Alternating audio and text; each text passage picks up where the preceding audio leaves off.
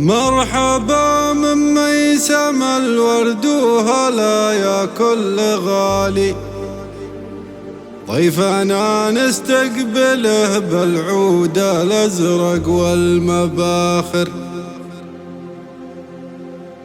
والدلال الصفر تتقدم لكم من كل جالي، من زمن عبد العزيز وموطني بالخير ذاخر.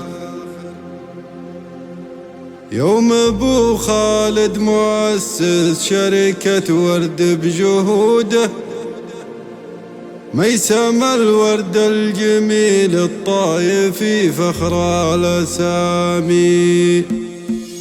ذكر الله من قبل ما نبدأ القصايد والمعاني، والصلاة على النبي ما لاح برق ولا حناوي. والله ان اليوم مثل العيد في زف التهاني، مرحبا والورد قدر اللي يلبون الدعاوي. يوم ابو خالد مؤسس شركة ورد بجهوده، ميسم الورد الجميل الطايفي فخر الأسامي. يا لا لا لا لا لا لا يا لا لا لا لا لا لا لا لا، ميسم الورد الجميل الطايفي فخر الأسامي. مرحبا من ميسم الورد وهلا يا كل غالي، ضيفنا نستقبله بالعود الأزرق والمباخر، والدلال الصفر تتقدم لكم من كل جالي، من زمن عبد العزيز وموطني بالخير ذاخر. يوم ابو خالد مؤسس شركة ورد بجهوده، ميسم الورد الجميل الطايفي فخر الأسامي. يا لا لا لا لا لا لا يا لا لا لا لا لا لا لا لا، ميسم الورد الجميل الطايفي فخر الأسامي. تحت راية سيدي سلمان بأمر الله وحوله، في ذرى الأسعود عشنا في هنا والخير دايم، وولي العهد تسبق رؤيته صادق فعوله، في بلادنا احمد الله امن وامان ونعايم. يوم ابو خالد مؤسس شركة ورد بجهوده، ميسم الورد الجميل الطايفي فخر الأسامي. يا لا لا لا لا لا لا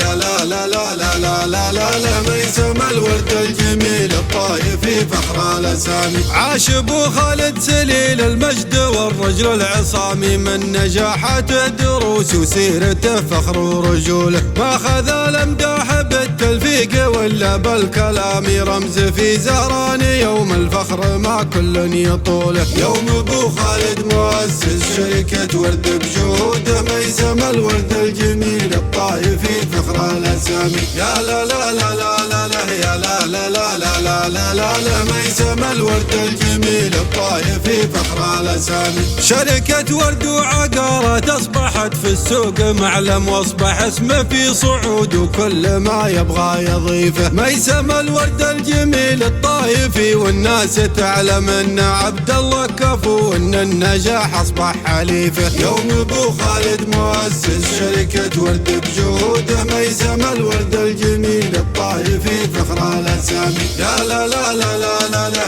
يا لا لا لا لا لا لا لا لا، ميسم الورد الجميل الطايفي فخر الأسامي. قدم الجهد العظيم وقام بأفعال كبيرة، أثمرت من بعد توفيق الله أعمال جميلة، حي لي هذا الشجاع وحي لي هذه المسيرة، والله انه فخر وانه من مطاني خلق قبيله. يوم ابو خالد مؤسس شركة ورد بجهوده، ميسم الورد الجميل الطايفي فخر الأسامي. يا لا لا لا لا لا لا يا لا لا لا لا لا لا لا لا، ميسم الورد الجميل الطايفي فخر الأسامي. من حدود 12 عام اسمها في السوق سامي، ما تقوم الا بجهد وعزم واصرار وتفاني، واسمع الطر الملوك اسم خذا اصبح وسامي، والنجاح اللي اقترن باسمه ولا قدر وشاني. يوم ابو خالد مؤسس شركة ورد بجهوده، ميسم الورد الجميل الطايفي فخر الأسامي. يا لا لا لا لا لا لا